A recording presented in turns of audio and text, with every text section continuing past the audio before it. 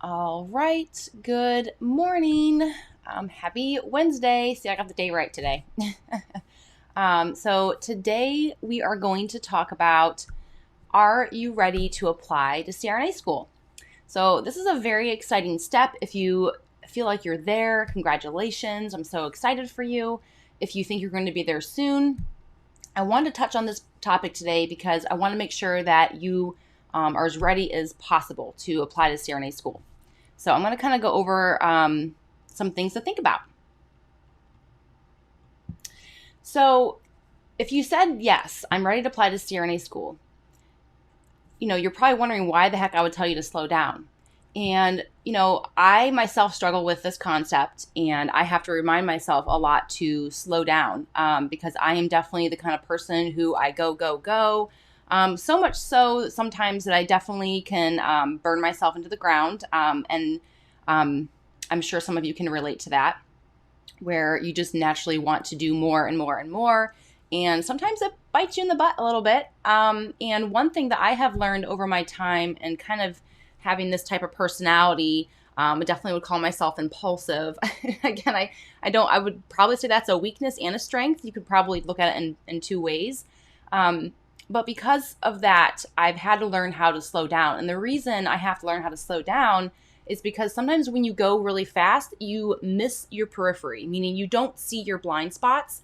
And when you slow down a little bit, it really allows you to reflect upon not only where you are presently, where you've been, and where you want to go.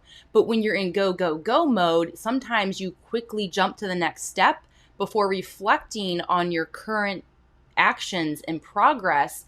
And by doing that, sometimes you miss things. You miss things. And so the concept of slowing down is essentially to help you be more thorough and be more self-reflective on what you have done to get thus far. And it's funny, there's a question that they ask in interviews sometimes. Is it about the process or the outcome?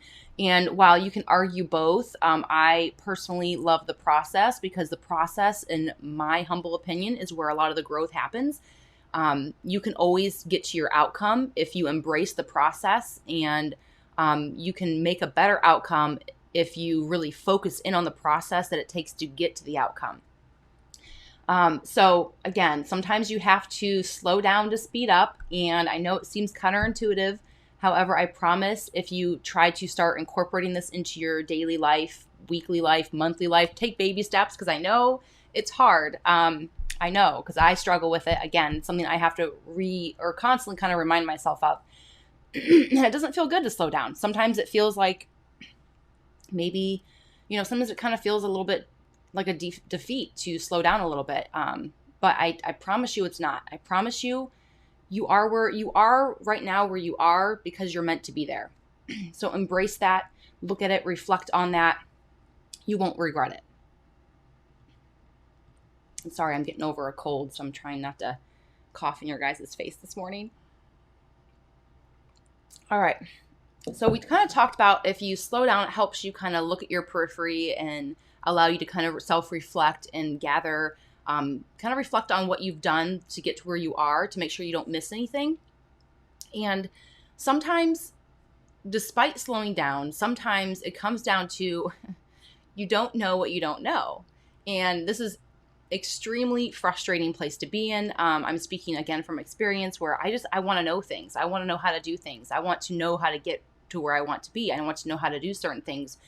And when you don't know how to do something, it's incredibly frustrating. But sometimes you think you know, but you don't know, and you don't learn until you do it and you realize that you don't know.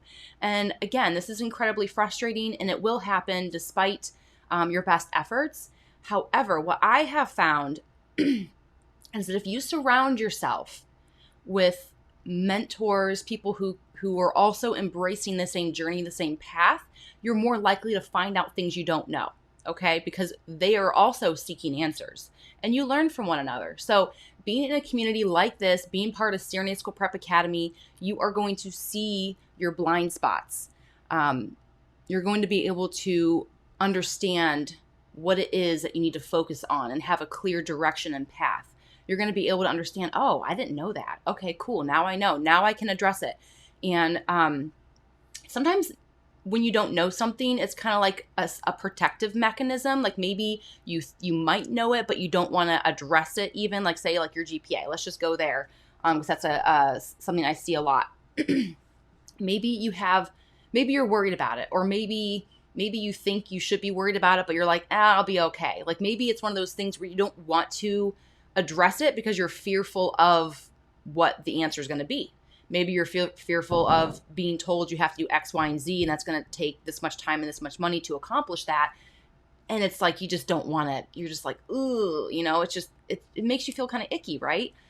However, the problem with not embracing kind of hearing what you don't want to hear is you can't address it. You won't address it until you really kind of I call it like facing the elephant, facing your fears, whatever. You have to address it. That's the only way to essentially accomplish getting over it and tackling that and getting over that hurdle is you have to face it head on. Address the elephant in the room is another way you can kind of look at it. And I also want to remind you guys that I hope I'm not making you paranoid, because I want you to understand this concept too. It's not an all or nothing, meaning if now you're like, oh no, Jenny, what if I have all these blind spots and I don't know if I'm ready? And I'm not trying to make you question yourself. I'm just trying to make you, I am kind of making you question yourself, because I want you to think, I want you to slow down. I want you to start thinking, well, did I miss anything? Let's reflect on what I've done thus far. And is there anything else? Because again, when you slow down, it allows you to kind of have that overall view. It kind of allows you, what we call in anesthesia, to scan the room, right? You want to be scanning the room all the time. Even if you're not physically looking, you want to use all your senses to scan the room. So it's not an all or nothing thing. Just because you don't dot all your I's and cross all your T's does not mean you're not going to gain acceptance to CRNA school. So please do not take it that way. They understand you're human. They understand that maybe not everything's going to be teed up. But the more you can tee things up, the more you can display that you have thought things through and you have been thorough, the more they're going to notice that, and they're going to take you more seriously. They're going to know you're a more competitive candidate, and they're more likely to give you a chance and accept you into their program. So I do think you need to slow down to address potential blind spots, but know that you do not have to. There's no such thing as perfection. I say that all the time, but it shouldn't even be a word, in my opinion, because it's just not reality. It's not reality. We are imperfect human beings. We will not have a perfect track record, okay? You will not have a perfect at anything. You will excel in certain areas and not in others. And that's okay, because we're all unique, we're all different, and that's good. We want uniqueness. We want your unique talents and your personality to bring to the table. We want that, and we need a profession where we are open to bring in everyone into this profession. So again, do not think because you think you have not the best ICU experience that you're not a good candidate. That is not true. You have other attributes that you are bringing that will compensate for that, okay? And again, as long as you have good critical care knowledge, does it really matter? Maybe some programs it doesn't. As long as you can display your critical care thinking in their interview, even if you don't have a level 1 trauma ICU or level 2, whatever, if you can display that you have a thorough understanding of critical care concepts and management, that's enough, okay? So do not beat yourself up over doing everything. So don't take this this lecture as an, oh no, I have to go back and I have to do my essay over another 10 times. Like, that's not what I'm saying. But I do encourage you to slow down and think about things and take the time to kind of self-reflect. I also want to point out that even great candidates get rejected all the time, every day, all day, every application cycle. Okay. Just because you face rejection does not mean you're not a great candidate. It does not mean you're not capable or worthy of entering this profession. So please, please understand that. To put it in perspective, 85% of people who apply to CRNA school on average, give or take a percent or two, do not get in. That is huge. It's huge. And if you look at we have 22,000 people every year apply. If you look at the averages that schools get these days with applications, which is right around 200, give or take again, and only about 3.3 or 3,300 approximately CRNAs graduate every year. Yeah, I mean, again, you guys, it's a very competitive application cycle, very competitive program to get into. And so you could be a great candidate and you might not get in. And I think this leaves a lot of students frustrated, baffled, ashamed, embarrassed, upset, defeated, angry. I mean, you name it. I'm sure you felt it if you've been in this boat. However, you have to just take a deep breath and push forward. Not every interview is going to go smooth. Not every program is you're not going to click with every program you interview with. And that's okay. Maybe there are some blind spots. Maybe you do need that time to slow down and self-reflect on how can I become more competitive, because it is very competitive. You could be a great candidate and they could even tell you that. You were a great candidate, but it was a competitive application cycle, right? You hear that all the time. And how maddening is that? It was like, but you said I'm competitive, but I'm not good enough. So clearly, what can I do to be better? So, but they don't always have time to, give you tailored feedback. And then I'm telling you, a lot of it comes down to the interview. So practice your interview skills. Maybe work on getting more leadership skills in your ICU. There's always room for improvement. But you're like, well, Jenny, I already do all this stuff. Just do a little bit more. I go the extra mile and come back to them next year and say, look, not only did I work all these committees, but now I'm part of the AACN and I've been doing this work with the AACN. Or maybe I found a research project I could work on and it's actually we're looking to get published. Or I don't know. Seek out opportunities that will set you apart. Even if you feel like you're already doing everything you can do, I promise you, if you look between the cracks and your blind spots, you can usually find additional things that can help you. I'm not saying you have to go get every certification under the sun. The CCRN really is enough. However, if you've already done that and you've already done this, and this, and you can get an extra certification like the CSC, well then it's not going to hurt anything. Again, it's a competitive application cycle, but I really think the interview is where you should really be putting your focus, especially, and then you should be reflecting on that. If you got an interview, that's great. That means you can get into CRNA school. If you didn't get an interview, there's something in your application that really needs fine-tuned. So know that. If you didn't get an interview, you got to really hone in on your application and figure out where your weak points are. If you did get an interview, your application's strong, but you could probably make it a little bit stronger, and then you need to hone in on your interview. That's going to really do you a lot of good. But it doesn't mean that you can't work on your application just because you got an interview. You should work on your application and see if there's any room for improvement. Because some of these schools, you guys, do scoring systems. Some of them will have told me that once you enter the interview realm, everyone's on the same playing field. So your application's out the window. Now, I would say probably the majority of schools that I've come across tend to do some kind of like point or scoring system. And so your application still matters. Even though the interview is extremely important, your application still matters. And so even if your interview did go well, if you had a lower GPA, maybe they're like, well, man, we really like her, but we're going by this point system and she just doesn't make the cut, even though she got all the points for the interview and all the points for leadership. Her GPA just falls short. I really wish she would have done a grad course and got an A, and then we could accept her. Boom, that's your ticket in. Take that grad course, come back next year and do it again. Okay. So that's what I mean. But if you had slowed down a little bit to say, I don't think my GPA is quite as competitive as it probably could be. Maybe I can do a grad stats or a grad pathophysiology and get an A, and really show that I'm ready. Show this committee that I'm ready for graduate work.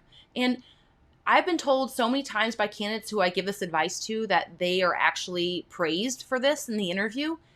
Address the elephant. If you have a lower GPA, address it in your essay. Address it. Bring it to light and let them know how you're handling it, why, what you're doing. No excuses, but like, okay, this happened. I'm aware of it, but this is how I'm overcoming that obstacle. And this is who I am today. I'm bringing you today, Jenny. That was 18-year-old Jenny. I can show you, this is how I've showed you. This is what I've done to show you I'm ready for your program. So just address it. They appreciate that because they're all going to be wondering it. And so unless you address it, they're just going to run crazy in their mind. You know what I mean? So I'm going to I know I've gone off the soapbox on this one, but just great candidates get rejected. So a no doesn't mean never. Adapt that growth mindset, okay? It's just not yet, all right? Not yet. No doesn't mean never, and just not yet, all right? So keep pushing, keep going. I believe in you. All right. So I also want to stress that there are many things that you need to do to kind of make sure you're focusing in the right areas at the right time, right? Which sometimes it's kind of like, well, how do I know what to do, when to do it, where I need my focus? And that is also where I see a lot of candidates come to us in CRNA School Prep Academy to kind of figure that out. I essentially designed the courses inside CRNA School Prep Academy all the way from the planning phase. And even if you come into CRNA School Prep Academy and you're already in your application, I encourage people to go back to the planning phase. Sorry guys, I'm struggling. My throat's like on fire. Probably should get a strep test, but anyhow. All right, so again, we focus a lot in the planning phase, again, to kind of make sure you're not getting, you're hitting all these blind spots that we commonly see students face. So making sure your focus is in the right areas, making sure you're pinpointing where your weaknesses is, not even just in your application, but in who you are, because they're going to be assessing that in your interview. They might not say, what's your weakness, but they might say, what would your managers say about you that they don't like? Or what would if your coworker had to say anything negative about you, what would it be? That's essentially asking you the same question. They can put it in a gazillion million formats, but you have to know who you are as a person too. So we kind of help hone in on that as well. So again, you need to be reflecting on where you can improve, whether that's your application, interview, resume, whether it's your ICU experience, whether it's your leadership, your shadowing. I can go on and on and on. So you need to be honing in on all those things. Again, CRNA School Prep Academy is designed to help you do all of this that I'm talking about today. We help you see your blind spots. We help you kind of get a plan together as far as what you need to be doing next and hone in on your weak areas. We help you become a competitive candidate, and we help you say, okay, this is what you should be doing next, this is what you should be thinking of. And hey, have you maybe slowed down a little bit and thought about this as well? And here's some extra things you could be doing. So we really help you kind of go the extra mile and take the initiative you need to get ahead, to be competitive. So again, CRNA School Prep Academy is to help with blind spots, okay? We all have them, and that's okay, right? I said there's no such thing as perfection, and I believe it. There's really not. However, you really need to try your best to slow down so you can see some of these things. And again, you don't have to do everything, but the more you focus on what do I not know and how can I learn from that, the better off you're going to be. And again, where to spend your time. So many people go into this journey and they may be doing so much in one area, but maybe completely lacking in another. Like maybe you're a 4.0 student and you just took a graduate level course because you're like, I'm going to show them I can take a graduate level course and get an A, even though you're already a 4.0 student, but yet you have no leadership skills. You've never shadowed. They're not going to care about your straight A history. Okay. So that's what I mean. You need to really hone in on where do you need to place your focus? Where do you fall short? And again, we all have shortcomings, and that's okay. But that's where you need to hone in and put your focus. CRNA School Prep Academy. Again, if you guys have not checked us out, head over to crnaschoolprepacademy.com today to learn how we can help you get into this career path. CRNA is such a wonderful profession, and I'm so proud. And it's CRNA week, and just I'm honored every day that I get to be a part of this and a part of your journey. Thank you so much for including me. So for this week only, we are going to give away a 5-pack of stickers for CRNA week. I designed them with you in mind. I wanted something fun for you guys to kind of have a reminder of your journey. So even if you're not in CRNA school yet, I want you to get these stickers, put them on your laptop, put them on your coffee mugs, and just have something make you smile and think about how far you have come and the steps you're taking towards CRNA. So thank you guys for today. I hope you enjoyed, and we'll see you tomorrow. All right, bye-bye.